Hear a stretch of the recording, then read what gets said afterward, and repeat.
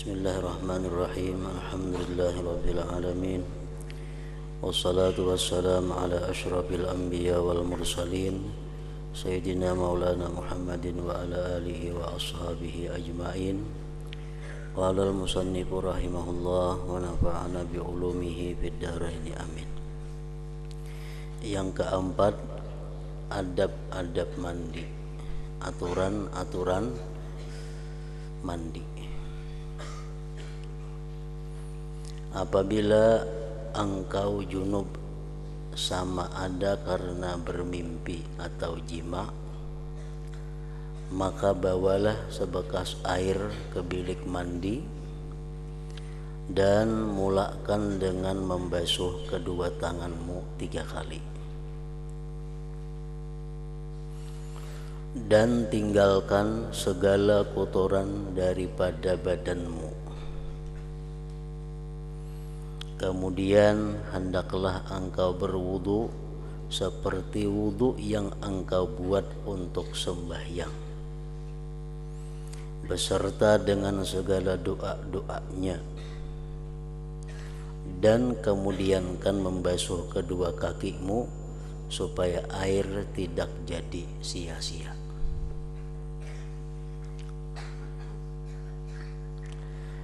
Apabila engkau sudah selesai daripada berwudu, maka tuangkanlah air ke atas kepalamu 3 kali, dan engkau berniat mengangkatkan atau menghilangkan hadas junub. Kemudian tuangkanlah air ke sebelah badanmu yang kanan dan ikutilah dengan sebelah kiri, dan gosoklah bahagian hadapan dan belakang daripada badanmu, dan selati rambut di kepalamu dan juga janggutmu, dan sampaikan air ke tempat-tempat yang berlipat-lipat seperti telinga, ketiak, lipatan-lipatan tubuh, dan sampaikan air ke tempat-tempat yang berlipat-lipat daripada badanmu dan tumbuh rambut. Jadi artinya kita disuruh dalam mandi merangkatkan hadas yang besar itu, disuruh kita memperhatikan kepada lipatan-lipatan yang ada di tubuh ini, karena dikhawatirkan ada anggota tubuh kita nang kada takana air mandi itu, sehingga mandi hadas besarnya itu menjadi kada sah. Dan apabila mandinya itu kada sah, maka otomatis sesudahnya pun kada sah juga.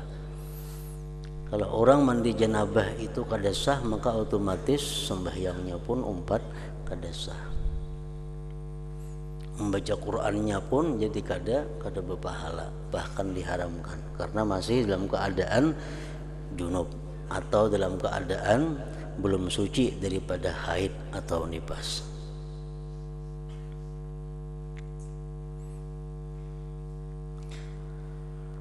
Dan tempat tumbuh rambut, sisingut, janggut, itu semuaan diperhatikan supaya banyu itu bujur-bujur sampai ke tempat tumbuhnya.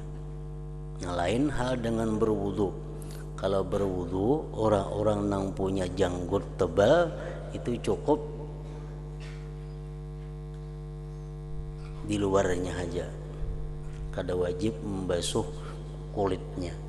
Nah, kalau orang mandi junub lain lagi, walaupun janggutnya macam apa tebalnya, tetapnya dituntut untuk menyampaikan air ke tempat tumbuhnya bulu-bulu janggut itu,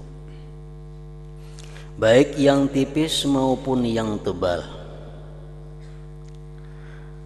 Dan jangan sekali-kali engkau menyentuh kemaluanmu selepas berwudu tadi. maka apabila tersentuh tanganmu akan dia, maka ulangi wudu'mu sekali lagi. Dan perkara-perkara yang wajib dalam mandi ini ialah satu, niat.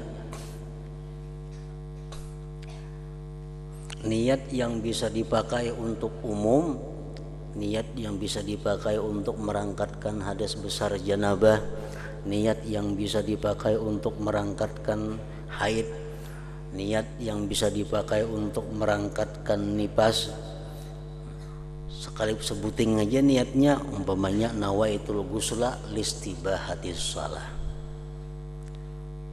sahjaku mandi untuk membolehkan sembahyang. Nah, niat seperti itu boleh dipakai oleh orang nang junub, boleh dipakai oleh orang nang mandi suci daripada haid, boleh dipakai oleh orang nang mandi suci daripada nifas.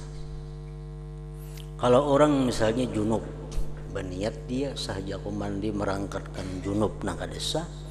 Kenapa? Karena hadas besar dia adalah junub. Orang nang mandi suci daripada haid, jarnya sahjaku mandi merangkatkan hadas besar, nah kada mau.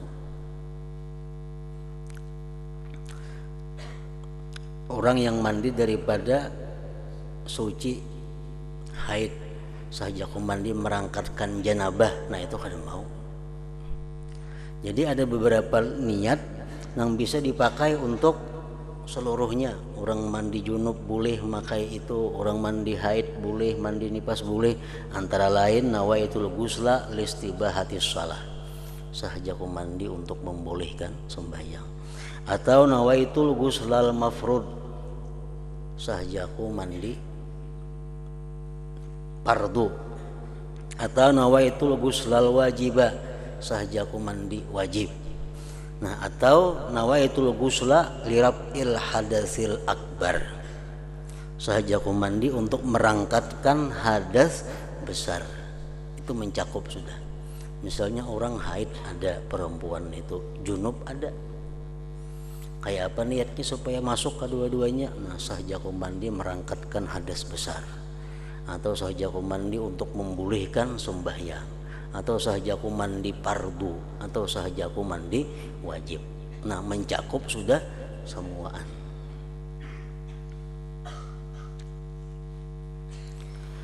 Yang kedua, menghilangkan najis jika ada.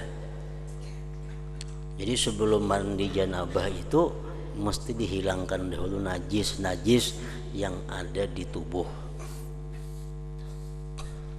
Yang ketiga, meratakan air ke seluruh anggota badan. Nah, itu rukun-rukun mandi, perkara-perkara yang diwajibkan sebelum mandi dan waktu mandinya.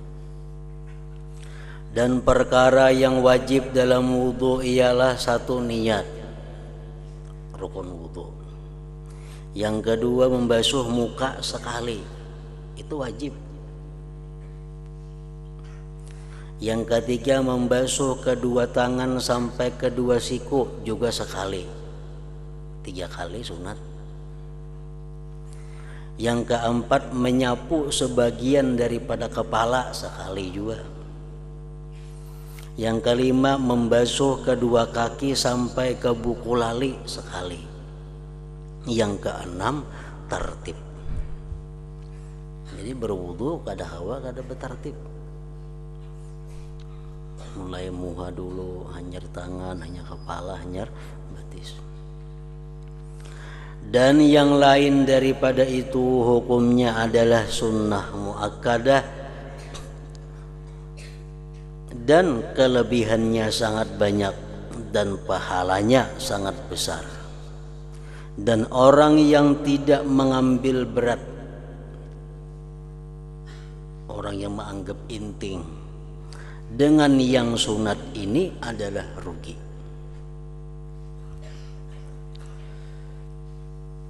Bahkan boleh membawa yang wajib kepada bahaya. Misal orang mandi atau berwudu nang wajibnya aja, nang sunatnya kada digawinya, itu bahaya. Di sampingnya kada dapat fadilat, di sampingnya kada dapat pahala yang besar, bisa membawa kepada wajibnya berbahaya. Karena perkara-perkara yang sunat merupakan penampung kepada kekurangan yang ada pada yang wajib-wajib itu. Nah, jadi kesimpulannya adab mandi ini sebagaimana yang disusun oleh para ulama, di antaranya tartibnya mandi itu adalah yang pertama dilakukan sebelum mandi merangkatkan hadas besar itu ayyabula qablal ghusl. Itu pertama dilakukan dulu. Ayyabula qablal ghusli, bahwa dia kencing sebelum mandi. Itu sunat. Bakamih dahulu sebelum mandi janabah itu.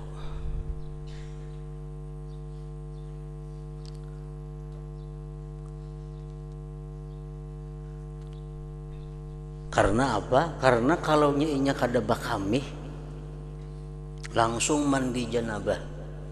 Sesudah mandi janabah keluar lagi air mani sisanya. Nah, itu wajib ulang mandinya. Jadi supaya jangan bulik-bulik mandi itu bakamih dahulu untuk membersihi kalau ada sisa-sisa air mani. Jadi disunatkan sebelum mandi janabah itu bakamih dahulu.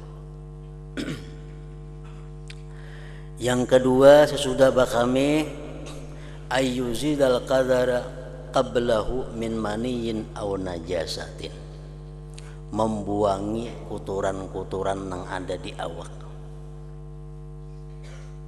baik nang suci atau nang najis, dibersihi.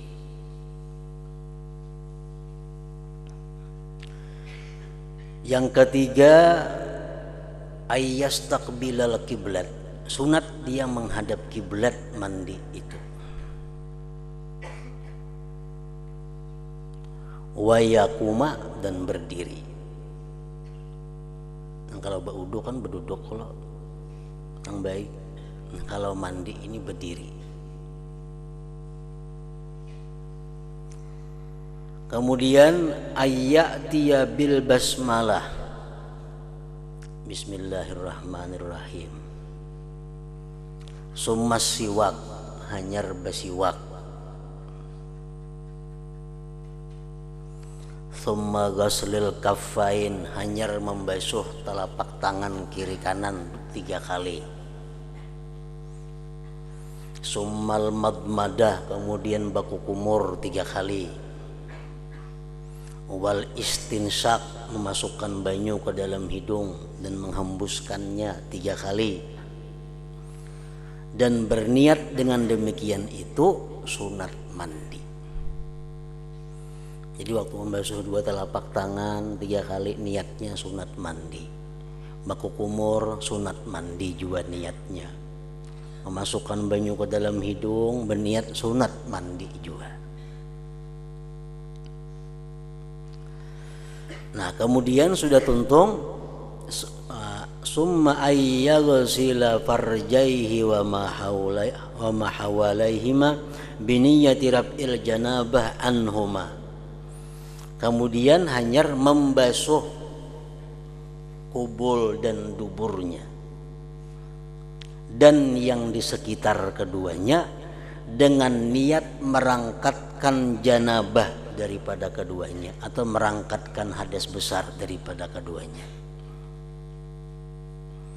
Tuntung dan baku kumur, tuntung masukkan banyu ke dalam hidung, hanyar basuh kemaluan kubul dan dubur dan sekitarnya.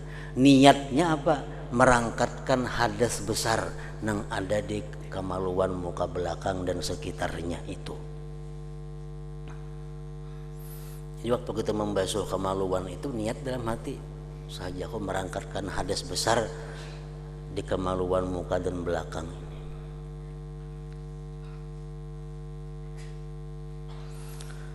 Nah kemudian urutannya hanyar berwudu. Hanyar berwudu.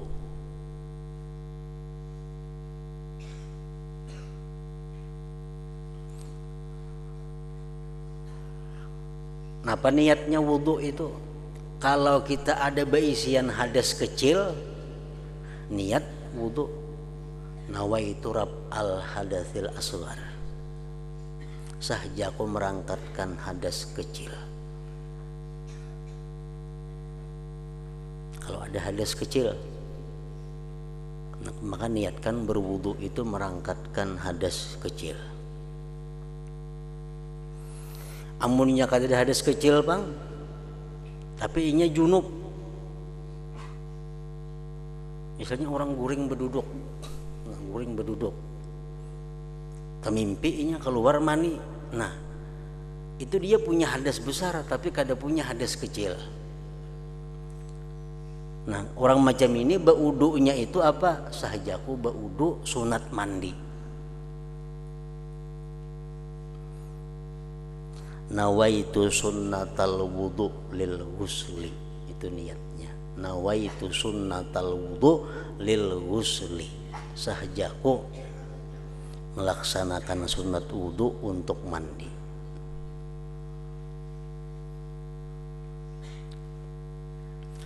Nah, berwudu di sininya disunatkan juga sempurna. Maka ulangi lagi membaca bismillahirrahmanirrahim, ulangi pulang basiwak, ulangi membasuh dua telapak tangan, baku kumur, memasukkan banyu ke dalam hidung 3 kali. Jadi wudunya wudu sempurna.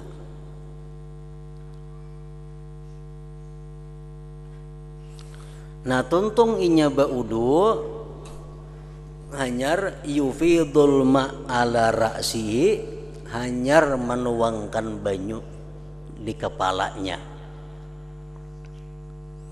Dan berniatlah di situ niat mandi wajib tadi. Jar kubui kepala lawan banyu. Yang kedelapan, dia yata'ahadul ma'atib, dia amati, artinya menghati-hatiakan lipatan-lipatan yang di tubuh tadi.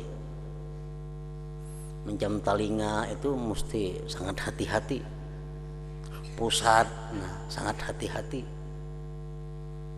Lipatan-lipatan yang ada di ini, lutut, di ari-ari, nah itu mesti diperhatikan.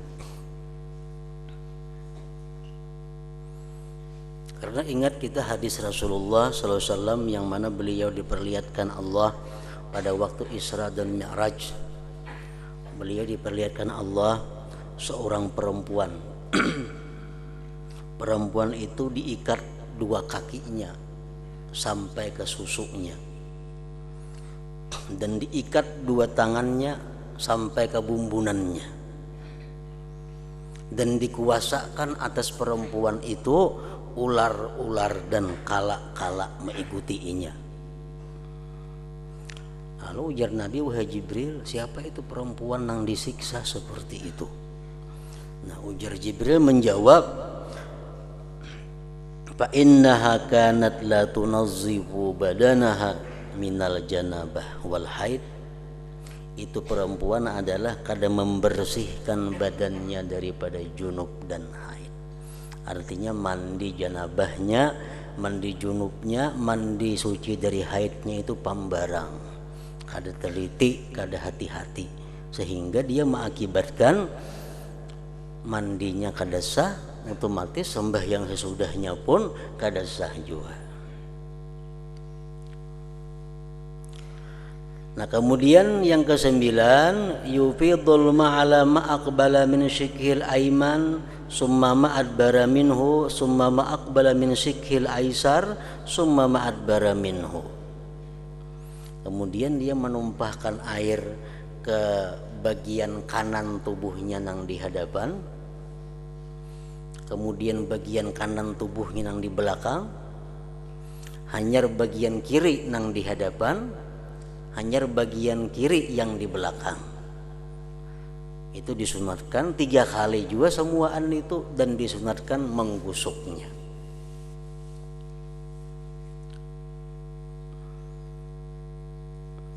Nah selesai itu hanya ayyatia biddu'a ka du'ail wudu, hanya dia mendatangkan dengan doa seperti doa wudu itu. Asyhadu an la ilaha illallah wa asyhadu anna muhammadar rasulullah wa maj'alni minat tawabin wa ja'alni minal mutatahhirin, itu sekurang-kurangnya. Nah jadi macam itulah yang disusun oleh sebahagian ulama mengenai tertib aturan urutan mandi janabah atau mandi merangkatkan hadas yang besar tadi.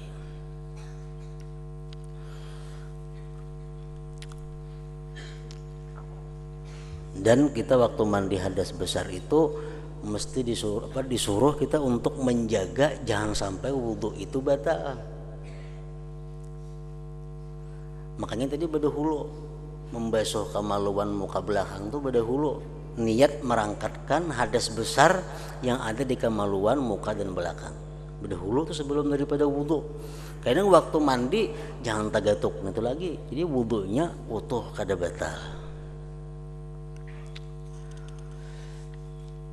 Nah kemudian yang kelima, adab-adab bertayamum. Apabila engkau tidak dapat menggunakan air karena satu, ketiadaan air sesudah berusaha mencarinya, dua, atau sebab uzur sakit, tiga, atau ada halangan daripada sampai mencapai air disebabkan adanya binatang buas, atau sebab ditahan di dalam penjara, ada banyu, tayamum, atau karena air itu sedikit yang hanya mencukupi untuk menghilangkan dahagamu atau dahaga kawanmu,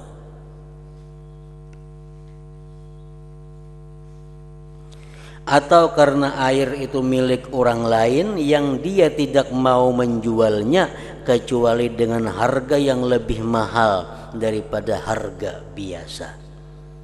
Nah itu hal-hal yang menyebabkan kita boleh bertayamum. Maka dalam keadaan-keadaan ini hendaklah engkau menunggu sehingga masuk waktu sembahyang fardu. Tayamum kada boleh digawi kalau belum masuk waktunya. Orang sudah azan, nah hanya boleh bertayamum. Masuk waktu sembahyang hanya boleh melaksanakan tayamum. Maka dalam keadaan-keadaan ini hendaklah engkau menunggu sehingga masuk waktu sembahyang fardu, kemudian carilah tanah yang baik yang berdebu dan tidak bercampur dengan benda lain. Tanah berdebu yang murni. Tanah itu suci dan lembut. Maka engkau pukulkan kedua tapak tanganmu ke atas tanah tadi sambil merapatkan jari-jarimu dan berniat olehmu akan istibahatas salah. Nawaitu tayammum listibahatis salah. Sahaja aku bertayamum untuk membolehkan sembahyang. Maksudnya membuat sesuatu yang membolehkan sembahyang fardu. Lalu engkau sapukkan kedua tanganmu tadi ke mukamu sekali.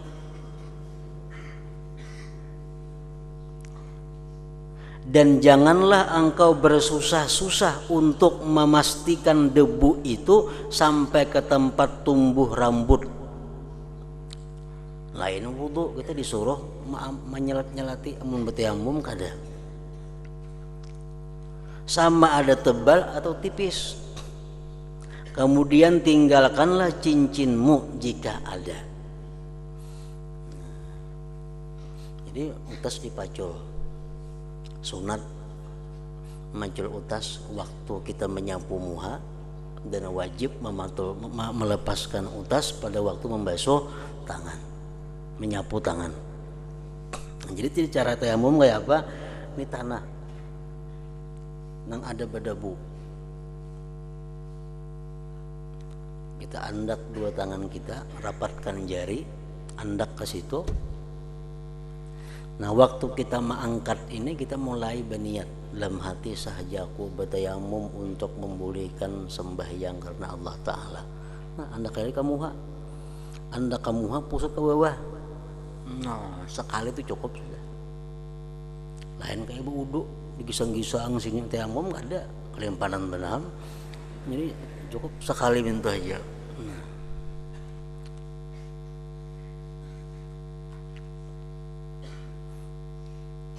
Itu sekali pukulan ngarannya. Kan berbeda dengan wudu. Wudu niatnya begitu banyu sampai di muha. Kalau tayamum ini niatnya begitu mulai mengangkat tangan dari tanah, di situ mulai niat. Sampai ke sini sudah habis niatnya.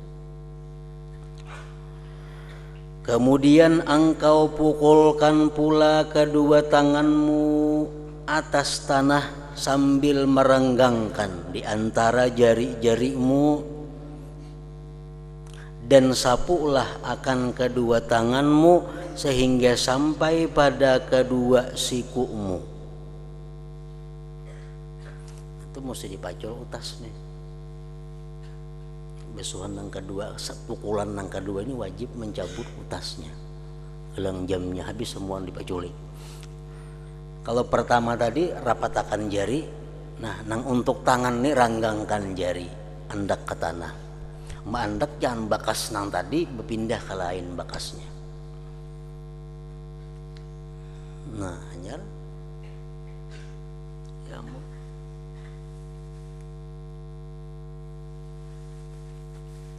Nah, sudah habis sekali. Dua kali itu aja. Muha sekali, tangan sekali.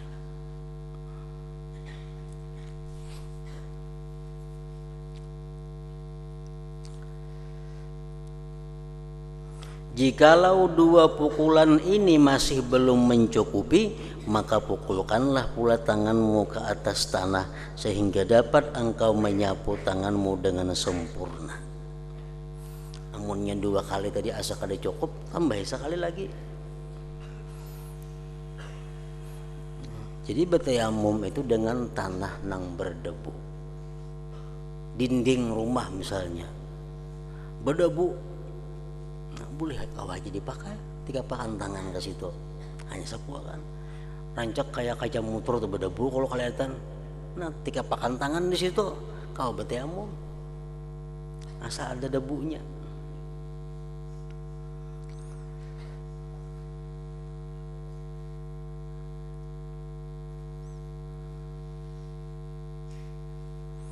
Kemudian sapukanlah satu tapak tangan dengan tapak tangan yang lain, dan silangkanlah jari-jari tanganmu untuk menyapu celah-celah jarimu tadi.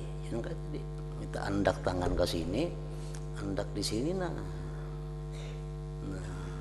diputar, stop pinggir sini, hanya sini pulang, ke sini, nah.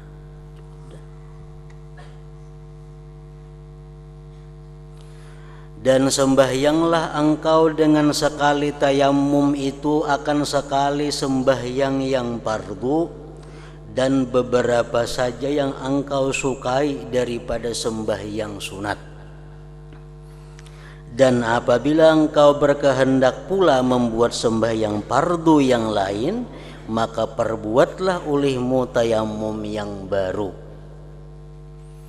Jadi tayamum ini kekuatannya hanya untuk sekali sembahyang fardu, sama ada sembahyang fardu yang biasa atau sembahyang fardu yang dinadarkannya. Kekuatannya hanya untuk sekali. Orang bernazar sembahyang tarawih 20 rakaat. Nah, sembahyang tarawih jadi wajibnya. Maka dia bertayamum tiap-tiap 2 rakaat. Tuntung 2 rakaat tayamum, nyar pulang sembahyang. untung tayamum pulang. Kenapa? Karena tarawihnya jadi wajib sebab dinazarkannya. Kekuatan tayamum hanya untuk sekali yang fardu dan beberapa banyak yang sunat.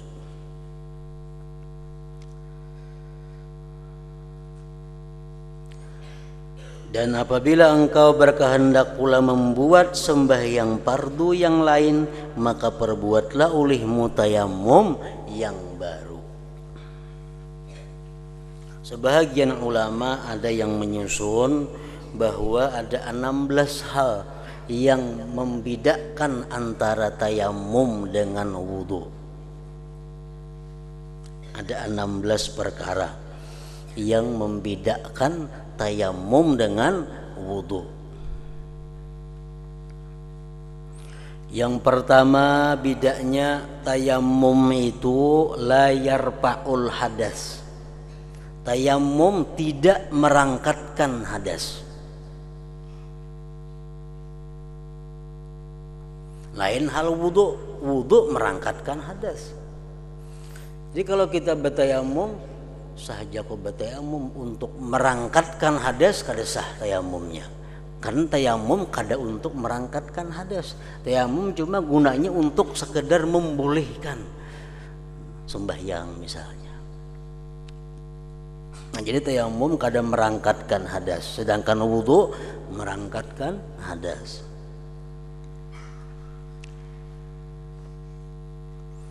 Yang kedua, tayamum ini yakhtassu bil wajhi wal yadain. Tayamum ini yang disapu muha dan dua tangan.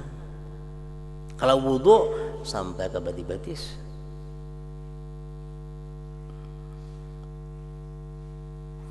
Yang ketiga, bedanya wudu lawan tayamum itu wala yasihhu qabla al-istinja. Tayamum itu tidak sah sebelum istinja. Nah, kalau wudu sah sebelum istinja.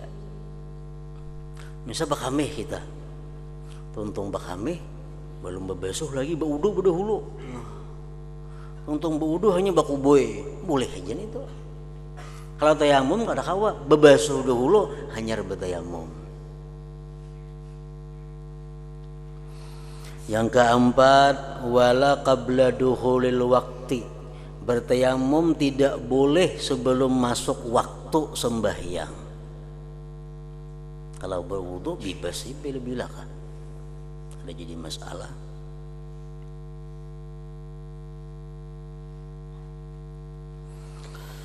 Yang kelima, wala qabla izalatin najasah anil badan. Tidak boleh bertayamum sebelum menghilangkan najis dari badan. Misalnya kita ada najis di batis atau ada najis di parut umpamanya, ada najis di mana di awak. Nah, buang itu dulu najis, hanya bertayamum. Kalau berwudu kada jadi masalah, berdudi kan menghilangkan najisnya itu kada apa-apa.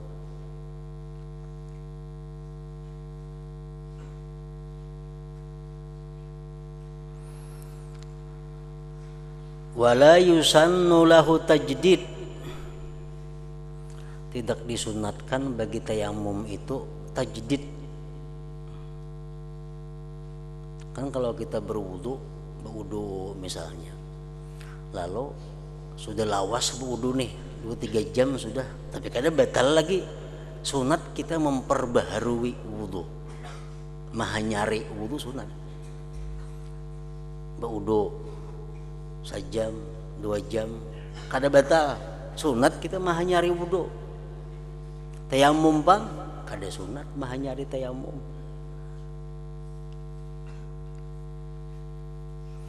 Yang ketujuh, wala minal asibi safarihi qabla taubah. Tidak boleh bertayamum itu orang yang maksiat dengan musafirnya sebelum dia tobat. Umpamanya seorang perempuan kada diberi izin oleh suaminya musafir. Seorang perempuan kada diberi izin musafir. Berarti ini perempuan artinya musafirnya maksiat. Nah, dalam perjalanan ini kada boleh bertayamum. Lain halnya berwudu. Berwudu boleh aja. Yang kedelapan, wala biniyati tayammum, tidak boleh dengan niat tayamum. Misalnya sahaja aku bertayamum lillahi ta'ala, bolehlah, kada boleh. Lain wudu, sahaja aku berwudu karena Allah Ta'ala, boleh, sudah sah sudah niatnya. Kalau tayamum kada kawa, sahaja aku bertayamum, mesti dibuat sahaja aku tayamum untuk memulihkan sembahyang umpamanya. Nah, itu. Yang kesembilan, wala yusannu taslisuhu, kada sunat maniga kali. Kan kalau kita berwudu membasuh muha 3 kali, membasuh tangan 3 kali. Kalau tayamum kada, secara besar kali aja. Yang ke-10, wala takhlilus sya'ar, tidak disunatkan menyalat-nyalati rambut bulu. Lain hal kita berwudu, janggut nang tebal, nah diselat-selati. Kalau tayamum kada usah, kada sunat. Wala isalu turab ila usulil khafif, dan tidak menyampaikan tanah kepada pokok-pokok ujung-ujung bulu yang tipis. Kalau kita berwudu berisi janggut tipis, nah kita wajib menyampaikan banyu ke pangkal-pangkal tempat tumbuh janggut itu. Kalau janggutnya tipis. Nah kalau tayamum pang tipis ke kandal kah, kada wajib kita menyampaikan ke ujung-ujung rambut bulu itu. Yang ke-12, wa yabtulu birriddah, tayamum ini batal dengan sebab murtadnya seseorang. Tayamum batal kalau orangnya murtad. Kalau wudu kada. Yang ke-13, tayamum itu batal wa biru'yatil ma, dengan melihat air. Umpamanya kita bertayamum di sini kada ada banyu. Banyu kada ada. Kalau boleh bertayamum. Tayamum. Untung bertayamum hujan hari, nah batal tayamumnya, otomatis batal tayamumnya. Apabila ia bertayamum karena ketiadaan banyu.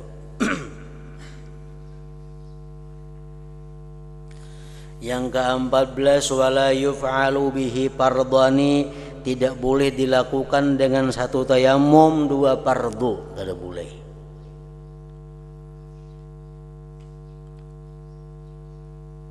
Kalau berwudu kada jadi masalah berapa fardu. Yang ke-15, wala fardun biniyati naflin. Yang ke-15, tidak boleh melaksanakan yang fardu dengan niat yang sunat. Contohnya, inya bertayamum niatnya untuk membolehkan membaca Al-Qur'an, menjapai Al-Qur'an. Atau inya bertayamum dengan niat dibolehkan sembahyang duha umpamanya nih. Sahja aku bertayamum untuk membolehkan sembahyang duha. Nah, tayamum mainnya. Tayamum dipakai untuk sembahyang wajib kada kawa. Dipakai untuk sembahyang zuhur kada kawa. Kenapa? Karena niatnya sahaja aku bertayamum untuk membolehkan sembahyang duha. Nah, lain kalau wudu. Kalau wudu kada jadi masalah. Sahaja aku berwudu untuk membolehkan sembahyang duha, sembahyang zuhur kada boleh aja juga di situ. Yang ke-16, wa yu'idus shalah iza tayammama wa shalla bi mahallin yaghlibu fihi al-ma wujuduhu. Dia mengembalikan sembahyang apabila dia bertayamum dan sembahyang di tempat yang terbiasa, di tempat itu ada air. Kalau wudu ada mengulangi sembahyang. Macam kita di sini nah. Kita di sini tempat yang terbiasa ada banyu. Tempat yang terbiasa ada banyu. Suatu hari banyu kada ada. Nah, kada ada banyu. Kayak apa sembahyang? Betayamum. Betayamum sembahyang. Nah kayaknya mun ada banyu mau ulangi sembahyang itu kita disuruh membuliki, wajib membuliki. Karena kita betayamum di tempat nang biasa ada banyu. Walaupun setahun umpamanya. Di sini tempat biasa banyak banyu. Kenapa kada ada banyu nih? Cari situ kada ada banyu, sini kada ada. Kosong banyu kada ada. Betayamum bayang sehari, 2 hari, 3 hari, 4 hari betayamum. Seminggu sudah datang banyu. Nah, sembahyang semingguan itu diulangi, wajib diulangi. Karena dia bertayamum di tempat nang terbiasa di situ ada banyunya. Nah jadi itulah sekurang-kurangnya 16 hal yang mana tayamum itu berbeda dengan wudhu tadi.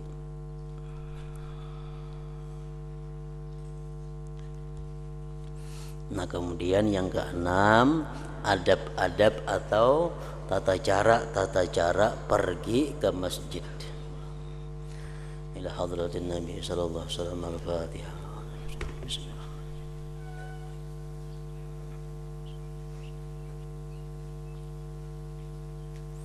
Bismillahirrahmanirrahim. Alhamdulillah rabbil alamin. Wa salli wa sallim ala sayyidina Muhammadin wa ala alihi wa sahbihi ajma'in.